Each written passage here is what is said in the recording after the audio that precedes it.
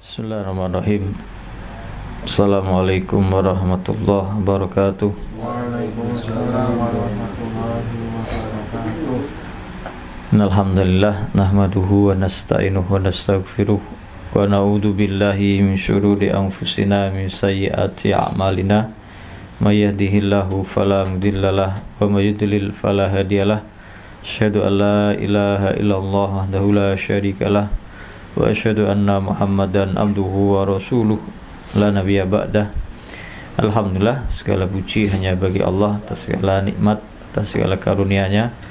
Semoga kita semakin bersyukur kepada Allah Subhanahu wa taala, semakin bertakwa, menggunakan segala nikmat ini untuk ketaatan kita kepada Allah Subhanahu wa taala, menjalankan perintahnya dan menjauhi segala apa yang dilarang oleh Allah Subhanahu wa taala. Salawat dan salam kita sampaikan kepada Nabi kita Muhammad sallallahu alaihi wasallam.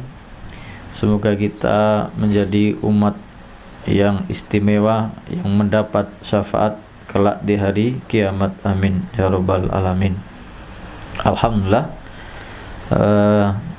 malam ini kita membahas tema yang baru dari apa yang kita ingin sampaikan, yaitu tentang pernikahan, atau sebagian kecil dari pernikahan. Nikah adalah secara bahasa ya antara bisa dikatakan akad, ikatan antara seorang laki-laki dan perempuan.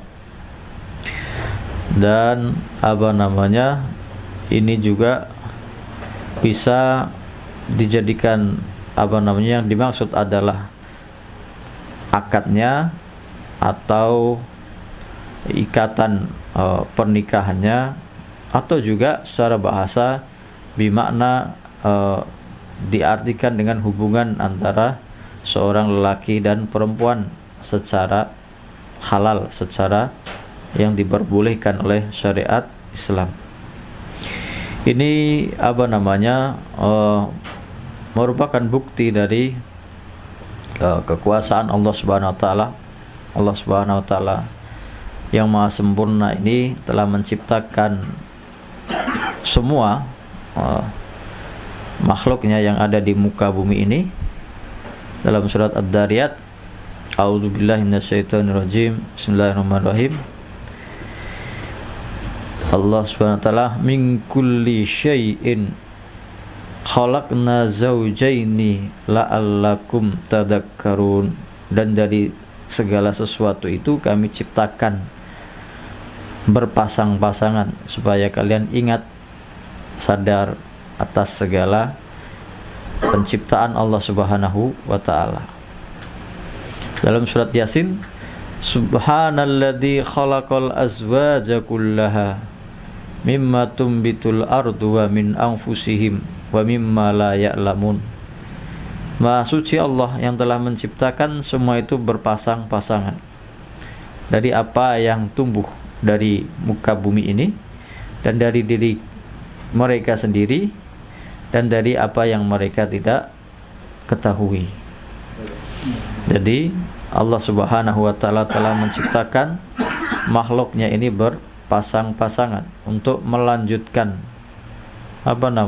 jenisnya, melanjutkan kehidupannya,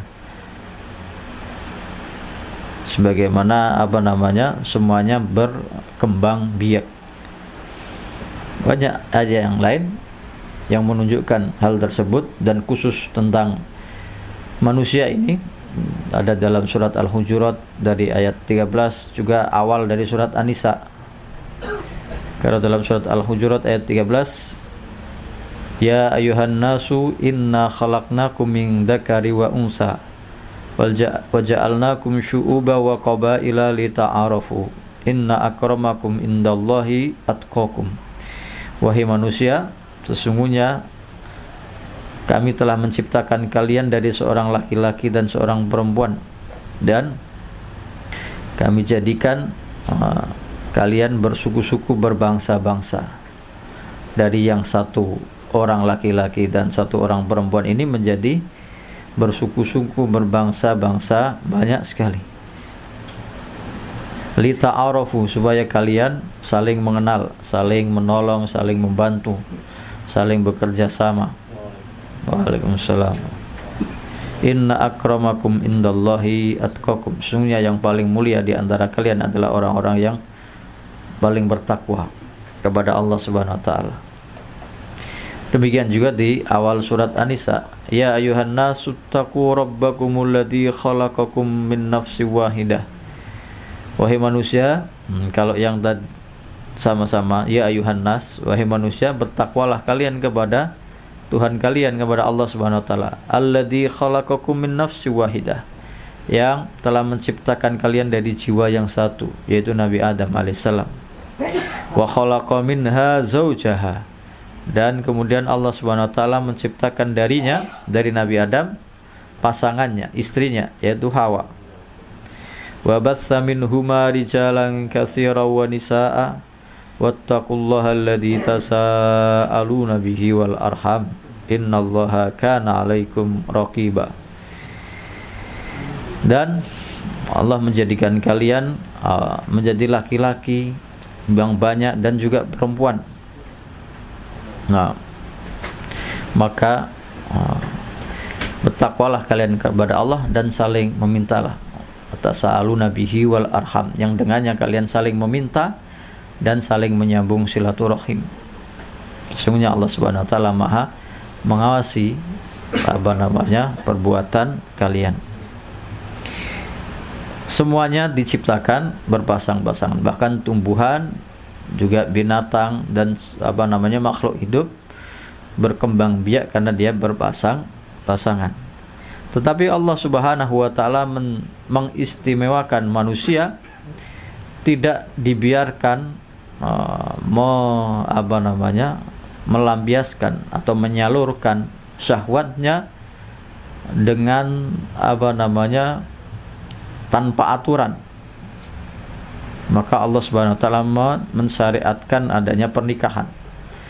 Kalau makhluk yang lain, yaitu hewan, tumbuh-tumbuhan, tidak ada aturan yang membatasinya. Karena manusia ini makhluk yang paling mulia. Laqad khalaqnal insana fi ahsani taqwim, sungguh telah kami ciptakan manusia ini dalam sebaik-baik bentuk, semulia-mulia bentuk. Maka Allah Subhanahu wa taala mensyariatkan tentang hubungan antara laki-laki dan perempuan ini untuk menyalurkan nafsu biologisnya, untuk melanjutkan keturunannya, itu dengan syariat pernikahan. Tidak dengan semaunya, tidak dengan seenaknya, tidak dengan sekehendak hatinya, yang tanpa aturan. Diatur oleh Allah Subhanahu wa taala. Dan ini adalah naluri, insting atau nafsu yang dikaruniakan oleh Allah Subhanahu wa taala kepada makhluk ciptaannya, dan tidak bisa dihindari, tidak bisa ditahan atau tidak bisa diingkari. Semua pasti punya naluri untuk menyalurkan syahwatnya. Kalau ada orang yang ingin menghindarinya atau mengingkarinya atau menutupinya, berarti dia melawan takdir yang sudah ditetapkan oleh Allah Subhanahu wa taala. Maka disyariatkanlah pernikahan. Bagaimana Allah Subhanahu wa taala menggambarkan dan memotivasi, menganjurkan supaya manusia ini punya ikatan yang resmi dalam hubungan antara laki-laki dengan perempuan, supaya tidak seperti makhluk yang lain yang rendah. Di antara ayat-ayat yang menunjukkan tentang mulianya atau keagungan dan dari pernikahan ini adalah bahwasanya pernikahan inilah yang telah dilakukan dan dicontohkan oleh para nabi dan rasul, bahkan sebelum Nabi Muhammad SAW. Bahkan dalam nasabnya, kalau dalam sejarah sirah Nabi, sejarah Nabi Muhammad SAW, dalam nasabnya ada yang mengatakan nasab Nabi Muhammad SAW itu dari ayahnya ke atas, kakek neneknya sampai ke keturunan Nabi Adam alaihissalam, tidak ada nasab yang dari ikatan atau hubungan yang tidak resmi. Jadi ada yang sampai mempercayai seperti itu, bahwa keturunan Nabi Muhammad SAW ke atas, kakek bapak ibunya, kakek neneknya, sampai ke bahkan ke Nabi Adam, semua dengan ikatan pernikahan yang resmi, artinya bukan dari zina.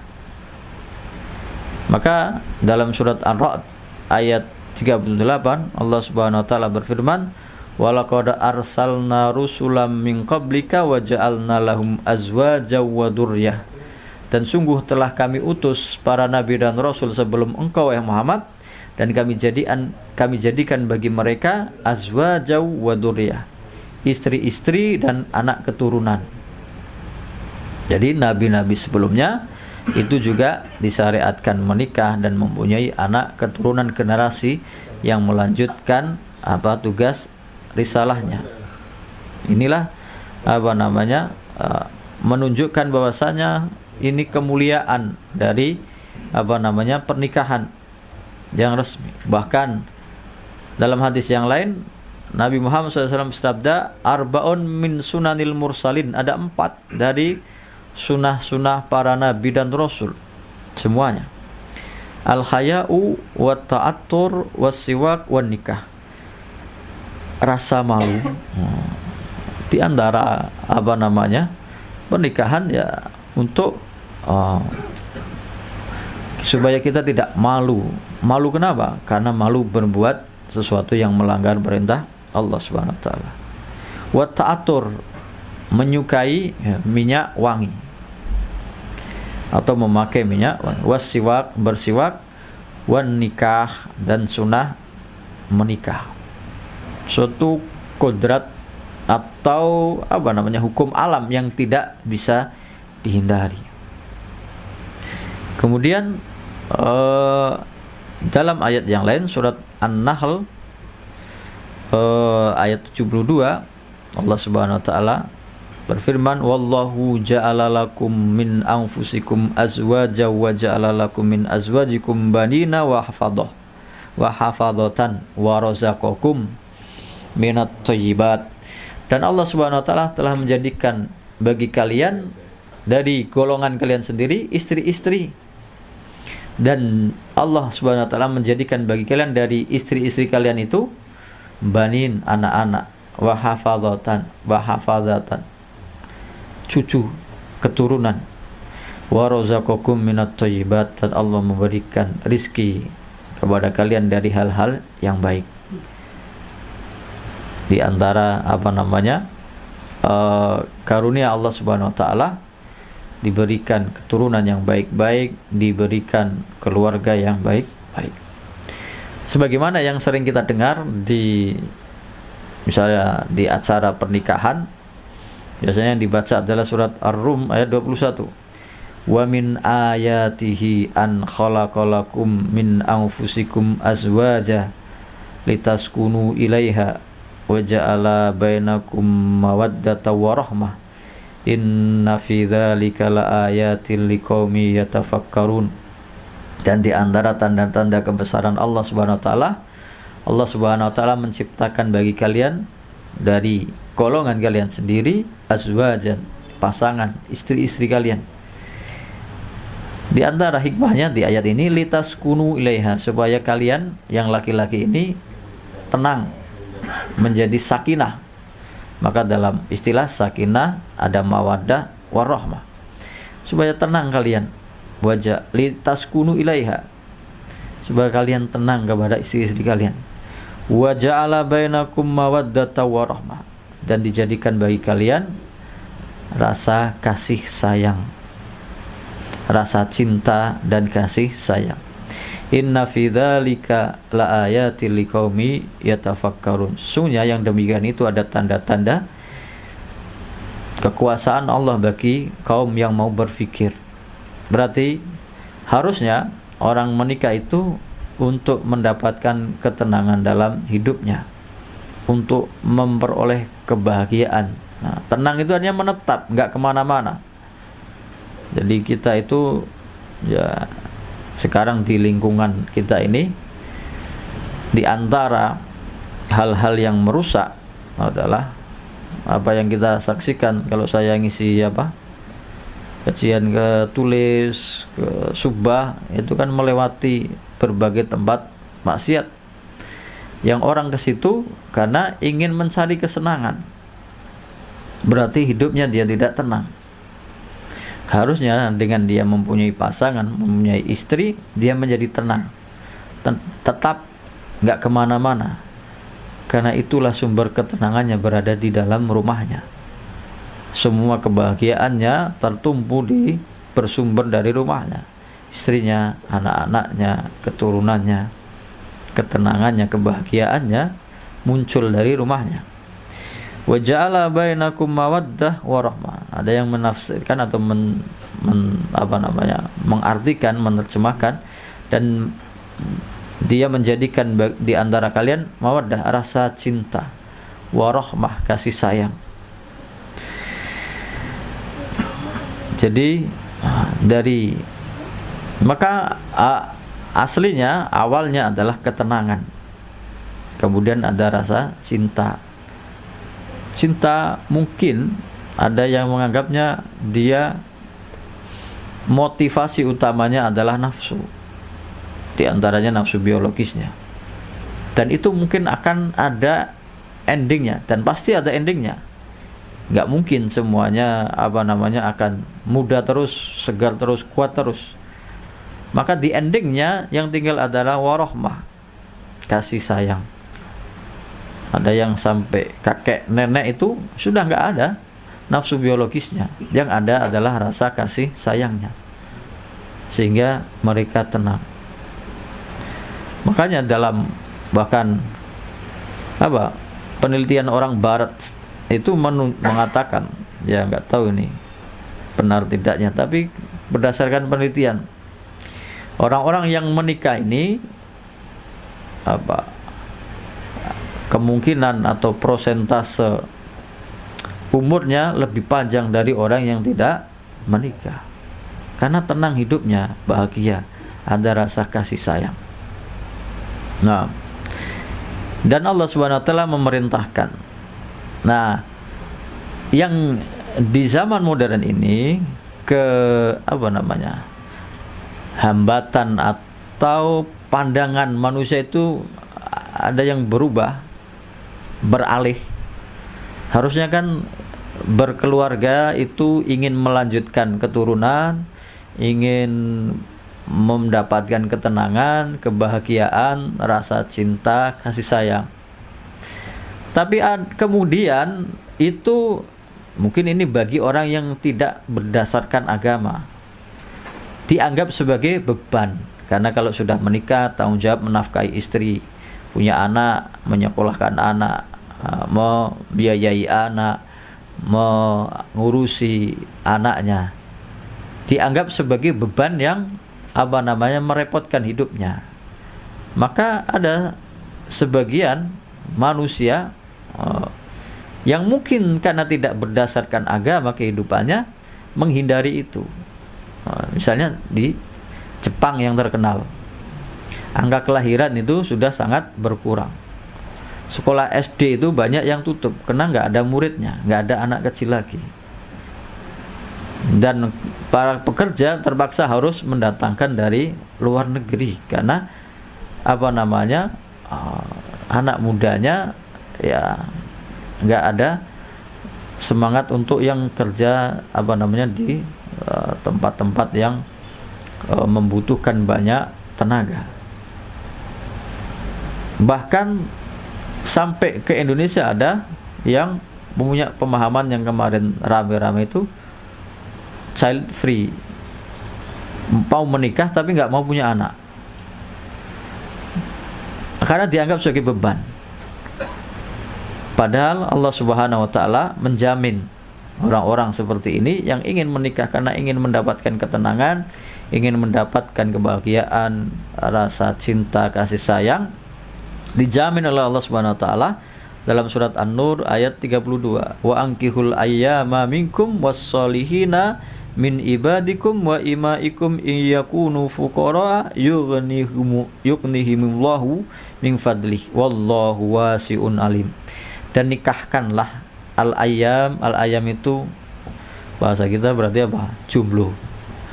Orang yang masih sendiri, yang belum menikah, entah laki-laki entah perempuan, minkum di antara kalian, was-solihina min ibadikum, dan orang-orang soleh dari budak laki-laki kalian, wa imaikum, dan budak perempuan. Nah, dijamin oleh Allah Subhanahu wa taala iyakunu fuqara, kalau mereka itu sedang dalam keadaan fakir, kemiskinan, kekurangan, dan kemudian menganggap nikah itu sebagai beban, akan memperberat kehidupannya, menyusahkannya, Allah menjamin yughnihimullahu min fadli, Allah akan memberikan kecukupan dari karunia-Nya. Wallahu wasi'un alim, Allah Subhanahu wa taala maha luas rahmatnya, maha kaya, tidak ada hitung-hitungannya. Wasi'un, maha luas karunia-Nya, maha luas rahmatnya, kasih sayangnya, maha luas rizkinya. Alim, maha mengetahui tentang hamba-hambanya yang kekurangan. Tapi syaratnya yang menjadi tujuan dari pernikahannya adalah untuk menegakkan dari hukum-hukum Allah Subhanahu wa taala. Maka ini ayatnya yang menjamin itu. Yang hadisnya Nabi Muhammad SAW bersabda, salasatun haqqa 'alallahi aunuhum, ada 3 manusia yang berhak ditolong pasti oleh Allah Subhanahu wa taala. Al-mujahidu fi sabilillah, orang yang berjihad di jalan Allah. Wal mukatabu alladhi yuridul adaa, mukatab itu budak yang ingin memerdekakan dirinya dengan membayar dirinya kepada tuannya. Misalnya ada seorang budak, saya ingin memerdekakan diri saya sendiri, lalu tuannya memberikan harga, kamu boleh merdeka asal kamu membayar harga dirimu, harga sebagai budak itu 100 juta misalnya. Maka dia bekerja di luar, hasilnya dia bayarkan kepada tuannya ini sampai lunas, maka mukatab. Nah, ini orang yang ingin merdeka seperti ini, berarti syariat Islam itu memberantas perbudakan aslinya. Wan nakih alladhi yuridul afaf, dan orang yang menikah yang menginginkan untuk menjaga dirinya, menjaga diri, menjaga kehormatannya, menjaga dari kekurangan, dari hal yang membahayakan dirinya dari perbuatan dosa dan maksiat. Kemudian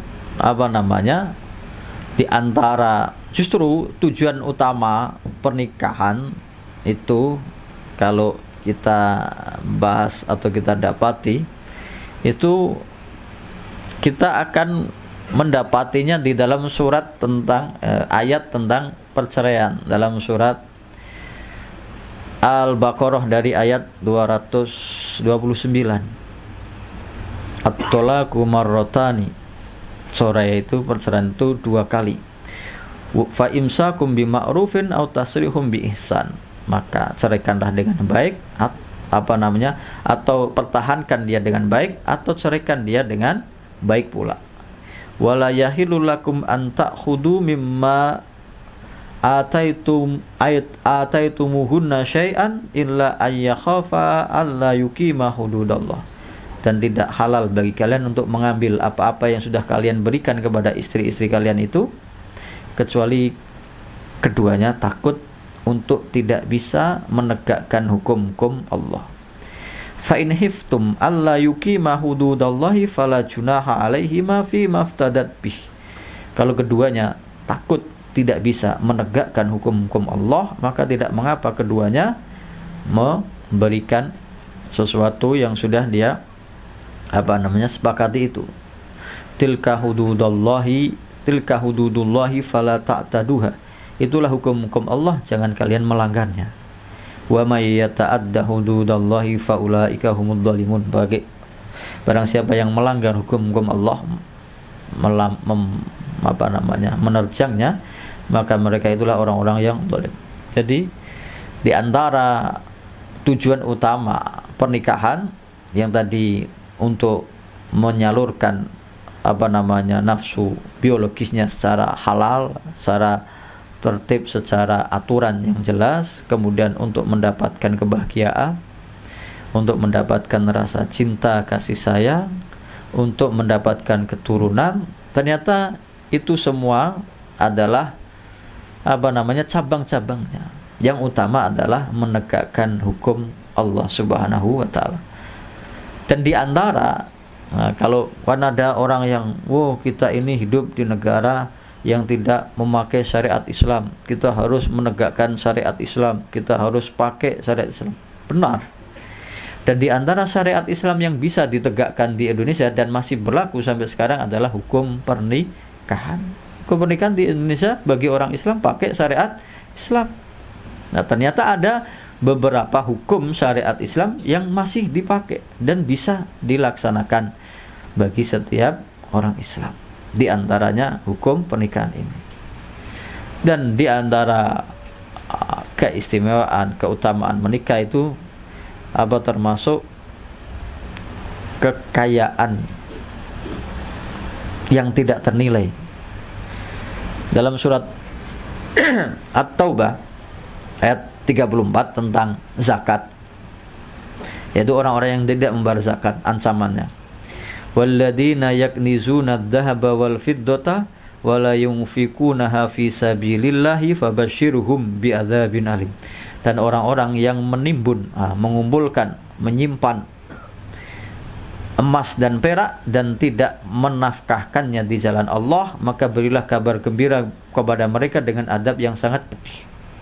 Al-fiddah, ad-dhahab wal fiddah secara teksnya adalah emas dan perak, harta, kekayaan. Tapi dalam sebuah hadis tentang ayat ini diriwayatkan sahabat meriwayatkan ini dari sahabat Sauban radhiyallahu anhu. Dia berkata, kunna ma'a Rasulillah SAW fi ba'di asfarihi. Kami dalam suatu waktu perjalanan bersama Nabi Muhammad SAW. Faqala ba'du ashabihi, maka beberapa sahabat bertanya, unzilat fid dhahab wal fiddah, tentang ayat ini, tentang emas dan perak yang tidak diberi nafkahnya ini, tidak dinafkahkan untuk jalan Allah. Falau alimna annal ayyul falau alimna ayyal mali khairun fanattahiduhu. Yang paling berharga kan dalam ayat ini adalah emas dan perak yang sering disebut. Maka bertanya, lalu harta apa yang paling baik yang bisa kita pakai, kita jadikan sebagai bekal ini, ya Rasulullah?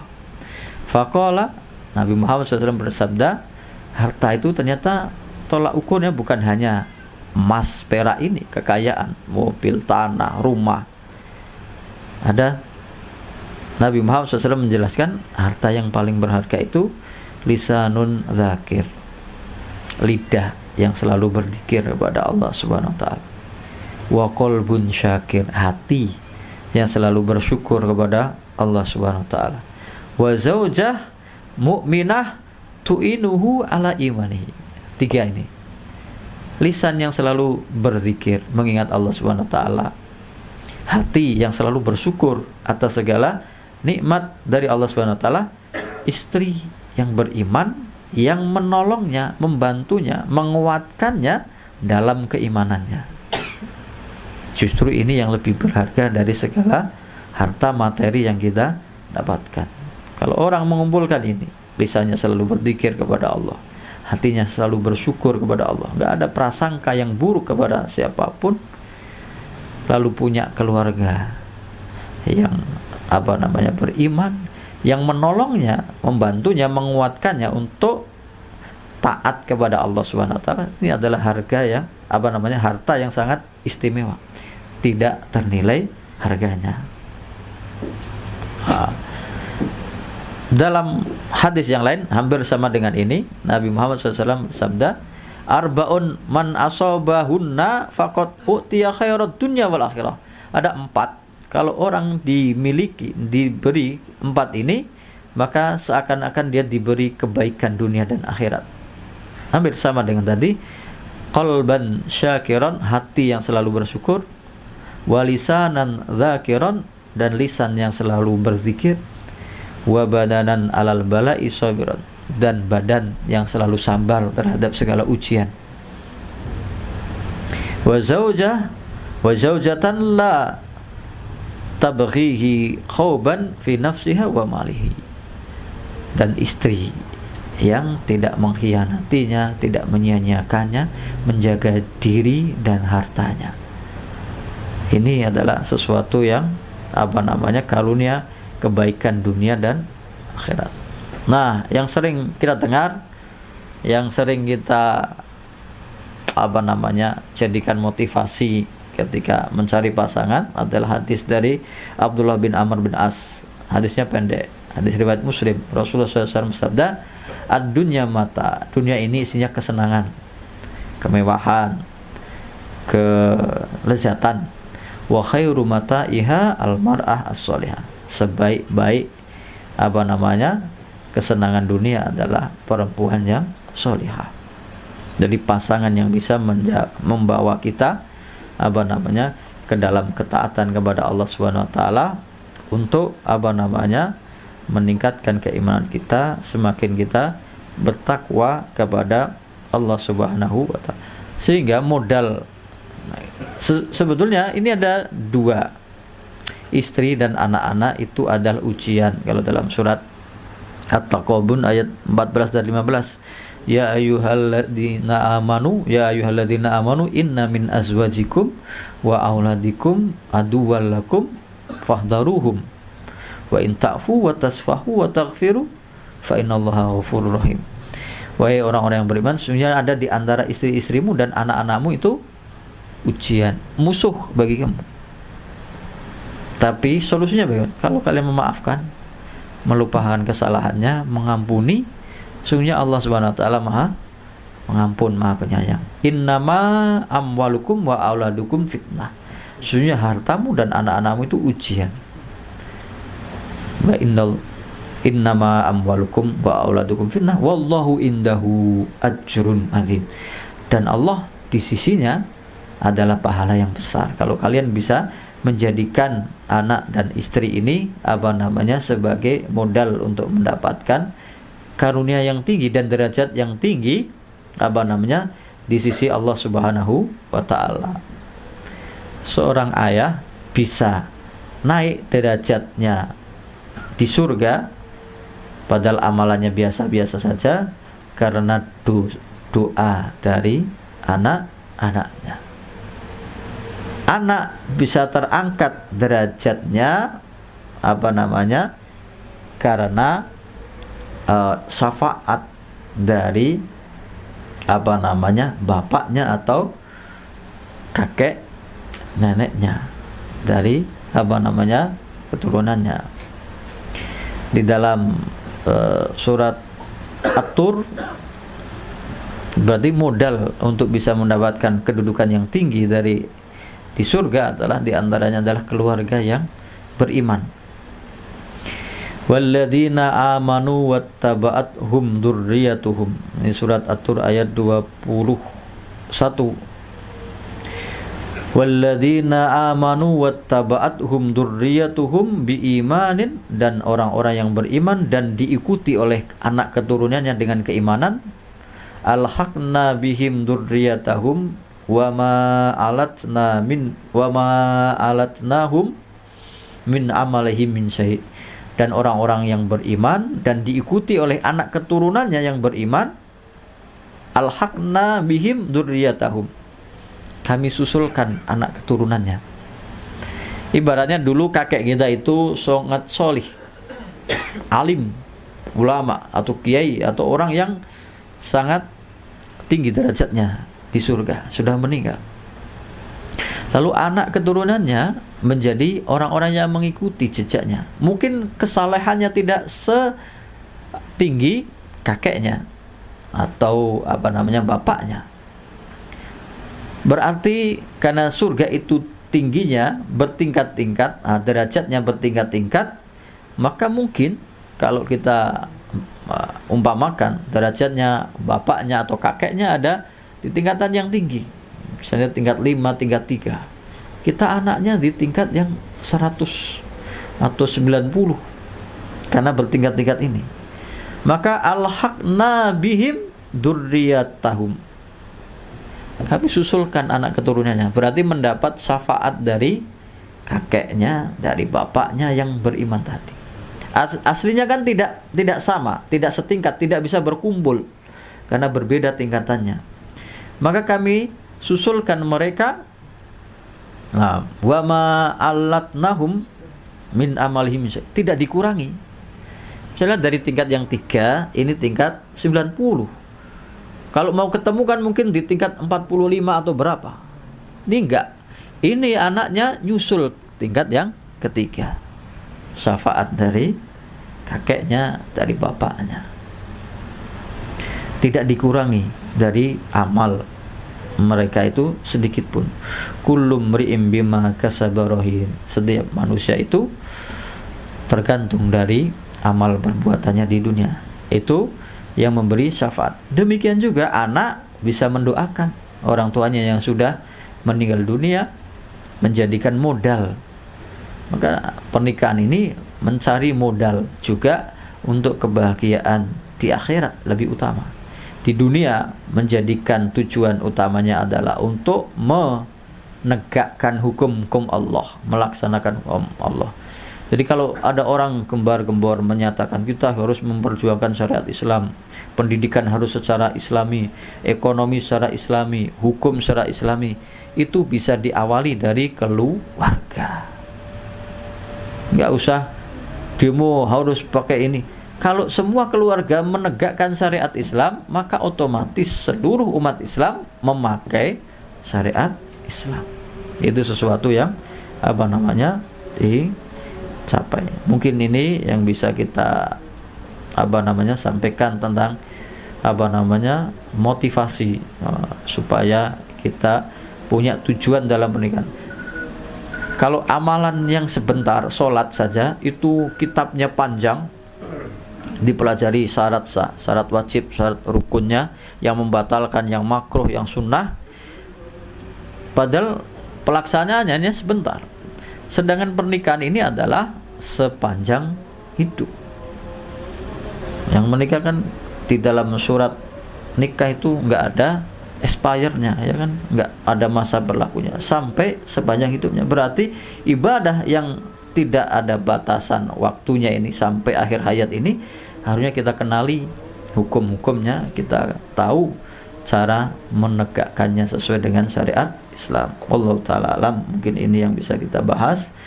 Kita tutup dengan doa kafatul majlis. Subhanakallahumma bihamdika asyhadu an la ilaha illa anta astaghfiruka wa atubu ilaik. Assalamualaikum warahmatullahi wabarakatuh.